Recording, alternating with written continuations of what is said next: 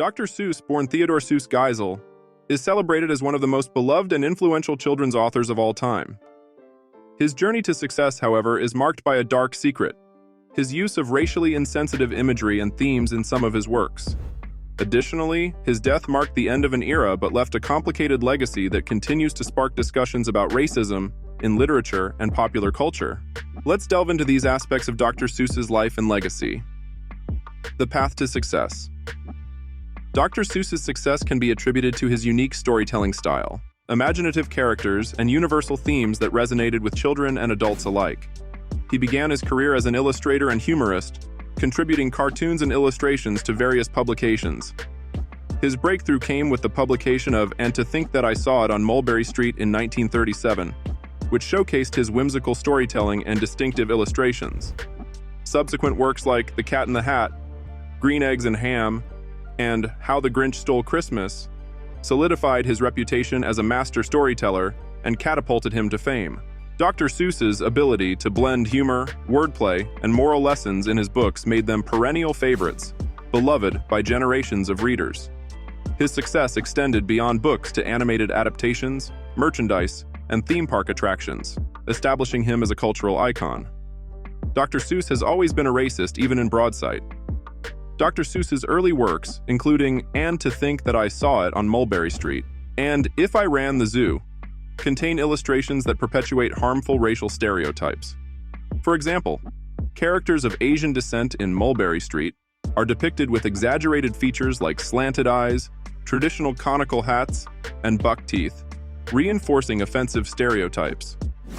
Similarly, African characters in If I Ran the Zoo are portrayed with animal-like features and exaggerated lips, reflecting racist caricatures prevalent during Dr. Seuss's era. Orientalism and exoticism. In several of his books, Dr. Seuss engages in orientalist tropes and exoticizes non-Western cultures, portraying them through a lens of otherness and exoticism.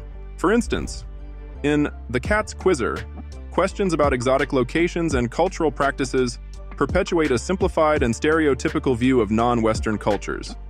This exoticization reduces diverse cultures to superficial and monolithic representations, contributing to cultural insensitivity and misrepresentation. Problematic language and narratives. Dr. Seuss's use of language and narratives in some of his books has also been criticized for reinforcing racial biases. For example, in And to Think That I Saw It on Mulberry Street, the use of outdated and derogatory terms like Chinaman to describe characters of Asian descent is deeply problematic and reflects a lack of cultural sensitivity. Similarly, narratives that position non-white characters as exotic or inferior contribute to harmful power dynamics and reinforce racial hierarchies. More things you didn't know about Seuss: he published adult content. Before we get off the subject, Dr. Seuss did actually write some pretty racy adult content. His 1939 book, The Seven Lady Godivas, was about a group of sisters who never wore clothes because they were simply themselves and chose not to disguise it.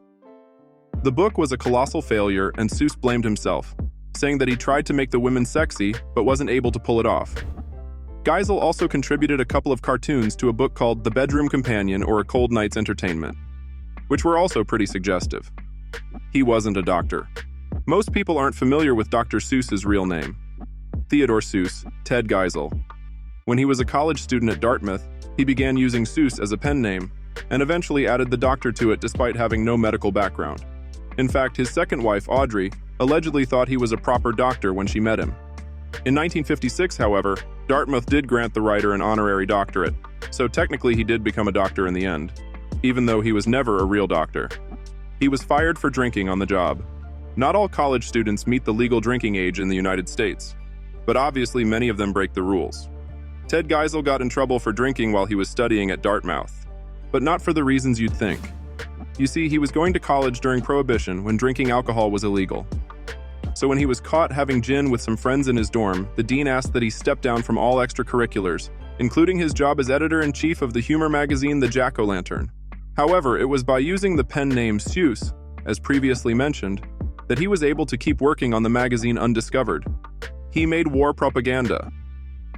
We already talked about Geisel's Oscar win for his war documentary, but before that he was involved in producing some other pro-war content as well. At the beginning of the war, he started to pen political cartoons for a New York City newspaper called PM.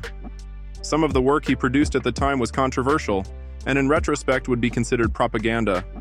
While he derided racism in many of the images he created, there was at least one instance of him drawing racist depictions of the Japanese people and supporting Japanese internment camps. Impact on young readers. The presence of racially insensitive imagery and themes in Dr. Seuss's books can have a lasting impact on young readers' perceptions and attitudes towards race and ethnicity. Exposure to harmful stereotypes and caricatures can normalize biased beliefs and contribute to the internalization of racist ideas.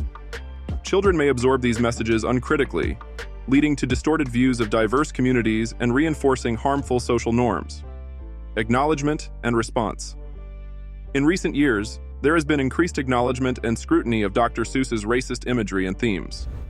The decision to modify or remove books like "And to Think That I Saw It on Mulberry Street" from publication reflects a growing awareness of the harm caused by racially insensitive content in children's literature. Publishers and educators are reevaluating their approaches to cultural representation and promoting diverse and inclusive narratives that challenge stereotypes and promote empathy and understanding. If you are looking for more stories on business and business entrepreneurs, like and subscribe to the 2-Minute Entrepreneurship channel.